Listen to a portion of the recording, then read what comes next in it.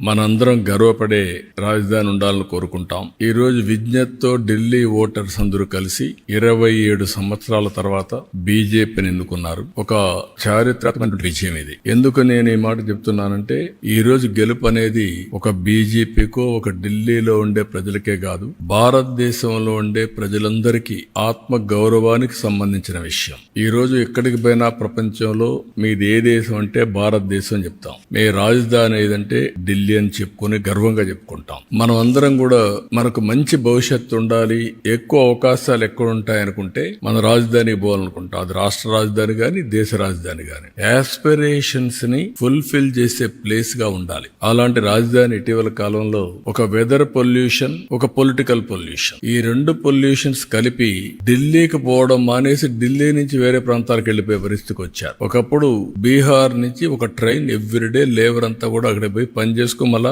Evening Delhi నుంచి బీహార్కి వెళ్ళేవాడు. ఇప్పుడు బీహార్ నుంచి ఢిల్లీకి రావడంలా పరిపాలన అంటే ఎట్లుంటుందంటే ఒక్కొక్కసారి పరిస్థితులన్నీ కూడా తారుమారయ్యే పరిస్థితులు వస్తుంది. దానికి ఉదాహరణ ఢిల్లీ. అయితే ఇక్కడ ఏ మోడల్ వర్కౌట్ అవుతుంది భారతదేశంలో అనుకుంటే, ప్రపంచంలో ఎక్కడ గానీ భారతదేశంలో గానీ పీపుల్స్ ఫస్ట్ ఒక సస్టైనబుల్ మోడల్ క్రియేట్ చేయాల్సిన అవసరం ఉంది. అదే నరేంద్ర మోడీ ఒక సస్టైనబుల్ మోడల్ ని క్రియేట్ చేస్తున్నాడు. ఆయన్ని మనస్ఫూర్తిగా అభినందిస్తున్నాం. ఈ రోజు ఢిల్లీలో గెలుపు కూడా ప్రధానమంత్రి నరేంద్ర మోడీ గారి పైనుండే నమ్మకం. ఆ నమ్మకంతో ఢిల్లీ ప్రజలు నరేంద్ర మోడీ గారి నాయకత్వాన్ని బలపరిచారు.